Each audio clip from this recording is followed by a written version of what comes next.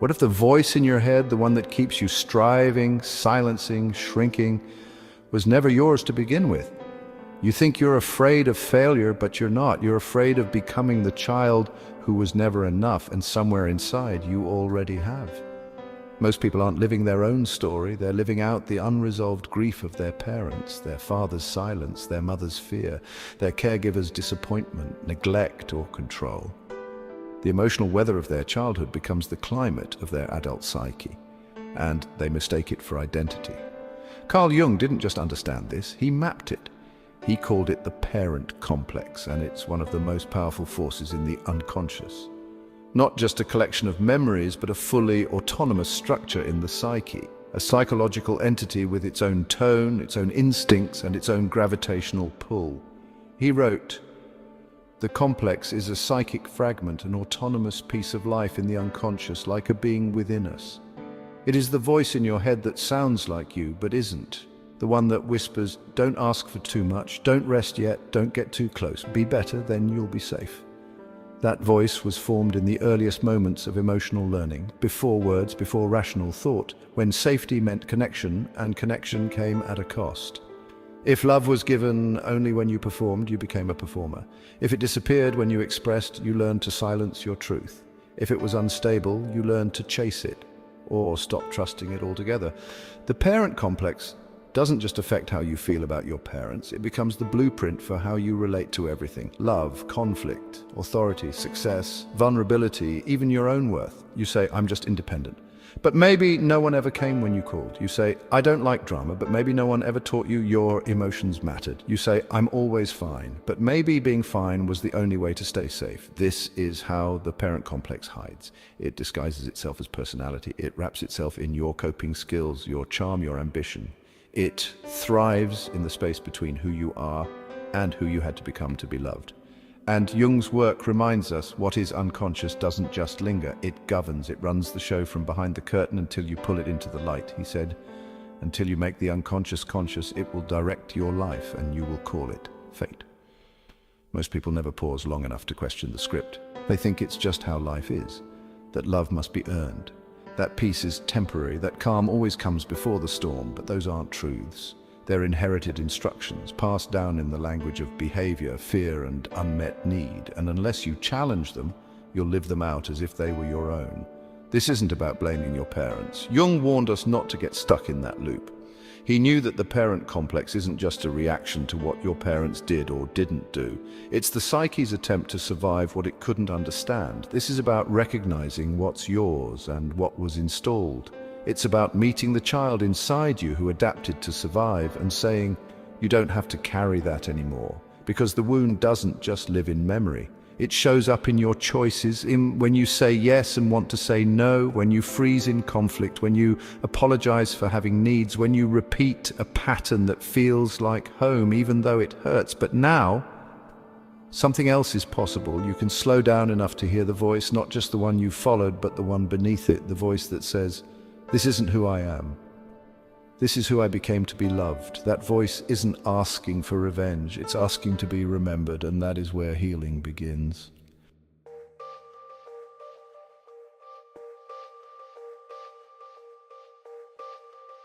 You're not just reacting to the present, you're reacting to the past. Still echoing through your nervous system, still whispering through the ghost in the mirror.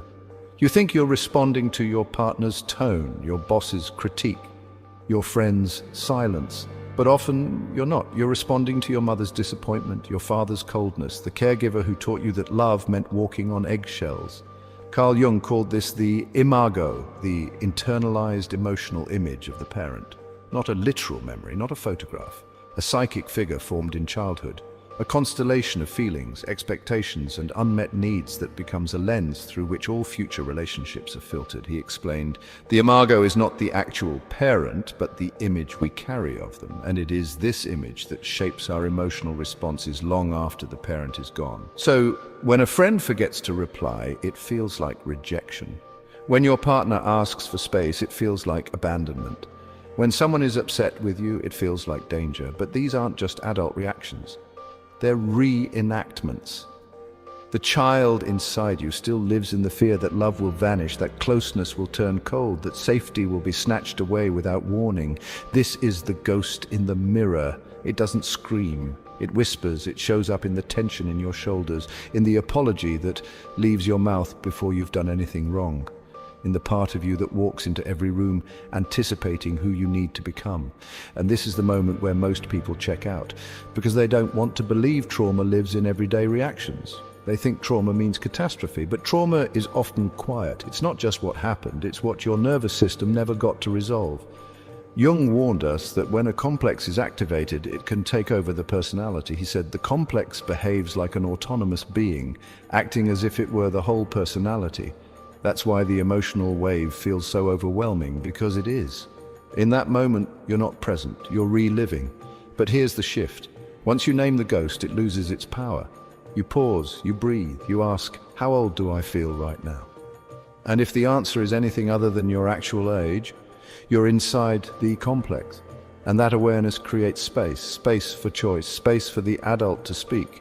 Jung believed that liberation begins when we stop identifying with our inner figures and start relating to them. You don't exile the ghost, you see it, you talk to it, you say, I know what you're afraid of, but I'm not that child anymore, and this moment is not that past. This is what Jung meant by psychological maturity. Not the eradication of the complex, but the conscious relationship to it. The ability to witness without being consumed. And as you continue to relate instead of react, something begins to shift. The mirror clears. You see the people in front of you not as echoes of your parents, but as who they truly are. You respond to your present not through the wound, but through your awareness. The ghost isn't gone, but it's no longer driving, because you've stepped in, not just as an adult in age, but as an adult in consciousness. And that is when the parent complex begins to dissolve, not because the past is erased, but because you finally have a voice in the story it used to write.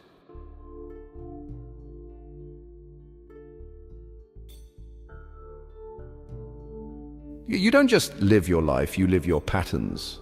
The problem is most of those patterns aren't chosen. They're inherited. You mistake them for instincts, for intuition, for who you are. But in reality, they're a psychological loop set in motion decades ago. Still spinning, still whispering, do it this way. This is how you stay safe. Carl Jung called this the unconscious compulsion to repeat. He believed that unless we bring our complexes into consciousness, they govern us from behind the scenes. And the parent complex is the most invisible of all, because it masquerades as personality. You say you want peace, but you choose chaos because chaos feels familiar. You say you want love, but you push it away because closeness feels unsafe. You say you're done fixing people, but you keep doing it because someone taught you that your worth was measured by how much pain you could carry for others. Jung wrote, "Until you make the unconscious conscious, it will direct your life and you will call it fate. This is fate, not in the stars, but in your nervous system. A woman raised by a father who was emotionally unavailable finds herself craving intensity, distance, the thrill of unpredictability, not because she wants to suffer, but because she learned that love came in small doses and that waiting was normal. A man raised by a mother who only acknowledged success builds his identity on performance, on validation. He climbs, he wins, he impresses, but he never rests, because the voice in his head says, you stop moving, you stop mattering. These are not personal quirks. These are blueprints, and they are everywhere. You repeat the emotional texture of your childhood even when the characters change. You date the wound, you befriend the pattern. You recreate the emotional weather you grew up in because your body is trying to resolve it, fix it, finish the story the way it should have ended. But it never ends that way because you're not choosing love, you're choosing the wound, hoping this time it will heal itself. Jung called this repetition compulsion, the unconscious recreation of early trauma, driven by the desire to get it right this time. But the same script played by different actors still leads to the same ending, unless you become conscious. Unless you pause and say, wait, I've been here before, this feeling isn't new, it's ancient and it's not truth, it's history. That's when individuation begins. Jung believed that individuation, the central task of psychological life, requires us to separate from the complexes we inherited, to pull ourselves out of the tangle of our parents' unlived lives, their unfinished grief, their unspoken rules. He said, Individuation means becoming an individual. And insofar as individuality embraces our innermost, last, and incomparable uniqueness, it also implies becoming one's own self. But becoming your own self means leaving behind the versions of you that were built to be acceptable, and that feels like betrayal. Because when love was conditional, healing feels disloyal. When loyalty meant self-abandonment, authenticity feels unsafe. This is why the pattern persists. It's not just a habit, it's a bond, a quiet, unconscious vow. I'll keep doing this if it keeps me connected, even to someone who hurt me. But awareness severs that vow. And then comes grief. You grieve not just what happened, but what never did. The childhood that wasn't safe. The parent who never saw you.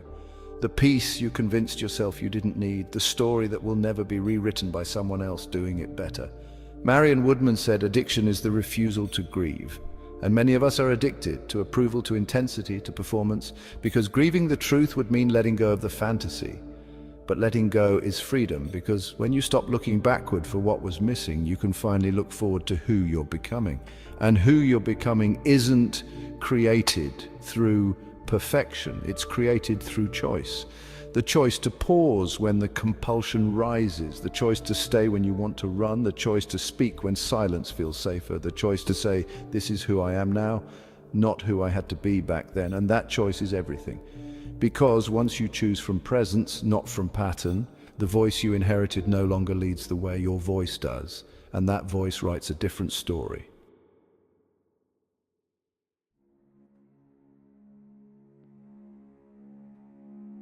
Blame is a beginning, but it's not the destination. At first, it's necessary.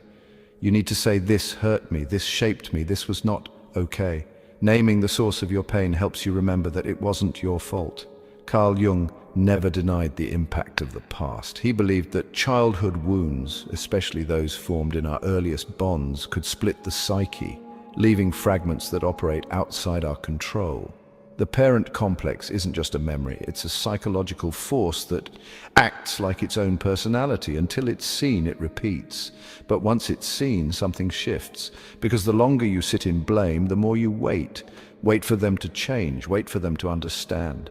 Wait for a past that's not coming back to suddenly make sense. Meanwhile, your life stays paused. Meanwhile, the voice in your head continues to echo with someone else's pain. Don't speak, don't rest, don't feel. And if you're not careful, the very voice you were hurt by becomes the one you speak with toward yourself. Jung said people will do anything, no matter how absurd, to avoid facing their own soul. And often blame becomes the thing we do to avoid doing the deeper work, because facing your soul means taking responsibility, not for what happened, but for what you now believe because of it.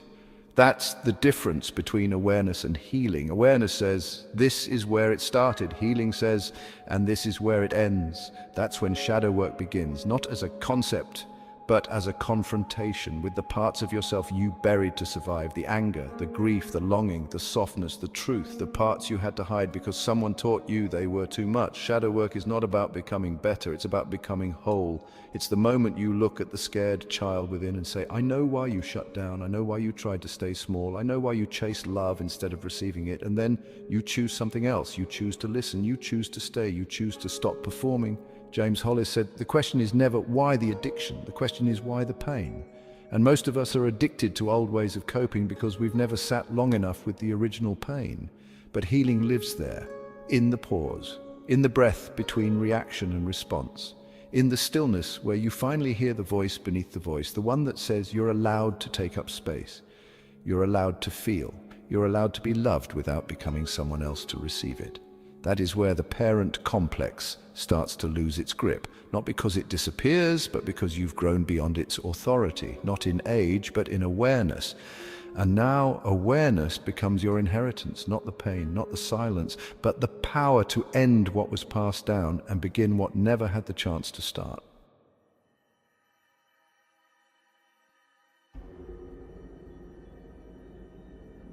The moment you stop running, everything you've been avoiding begins to arrive. Not to punish you, but to show you what still needs your attention, what still aches, what still waits to be felt. Carl Jung called this descent into the unconscious the night sea journey, a dark, disorienting passage through the parts of ourselves we've tried to outrun. And he knew something we forget, that healing doesn't start with light, It starts with the courage to enter the dark. At first, it doesn't feel like growth, it feels like collapse. Because when you stop performing, you realize how much of your identity was built to be acceptable, not true. You were the strong one, the selfless one, the one who always knew what to do, but those roles didn't come from joy. They came from necessity, from a nervous system that believed safety had to be earned. So when you stop playing the role, you don't just feel lost. You feel like you've betrayed the very system that kept you alive. That confusion is sacred because beneath it, someone is waiting. Not the healed version of you, the original one, the child who wasn't too sensitive. They just felt deeply in an environment that didn't make space for it. The child who wasn't too needy. They just reached for connection and were met with distance. The child who learned to disappear, to achieve, to be pleasing, just to feel like they belonged, and now you don't abandon them, you stay. Jung wrote, "One does not become enlightened by imagining figures of light, but by making the darkness conscious." This is that moment. The moment you stop trying to transcend your pain and begin to integrate it. Not by fixing it, but by feeling it. You sit with the shaking, with the memories that rise uninvited, with the shame that comes from no longer knowing who you are without the mask. You say, "I see you, I'm here. You don't have to do this alone anymore." This is reparenting, not as a technique, but as a devotion, a commitment to become the presence you needed when the wound first formed, a commitment to show up for yourself when the old voice returns and says you're still not enough. And this time you answer back, "That's not my voice, that's the voice I inherited, and I no longer let it lead." Slowly the nervous system begins to soften. You stop bracing for loss in the middle of love. You stop trying to fix people who feel like home. You stop shrinking to avoid rejection that isn't even happening. You start to listen to your body, not override it. You start to hear your emotions, not explain them away. You start to belong to yourself, even when others don't understand. Jung believed that the goal of life wasn't to be good, it was to be whole. And wholeness means welcoming back the exiled parts of you. The ones who were shamed, the ones who were silenced, the ones who were told, "Not here, not like that." But here's the truth. You don't need to be less of anything to be loved. You don't need to earn the right to rest, to cry, to speak. You don't need to wait for someone else to see you. You are the one you were waiting for. And when you realize that, really realize it, something irreversible happens. You stop organizing your life around the wound. You stop explaining your worth. You stop asking the ghost of your parent for permission to exist, and you start becoming, not in the sense of building a new self, but in the sense of uncovering the one that was always there beneath the performance, the people-pleasing, the perfectionism. This is not a transformation, this is a return to the self Jung spoke of, the whole undivided self who can finally say, "I am here, I am allowed, I am already enough." And that voice is finally your own.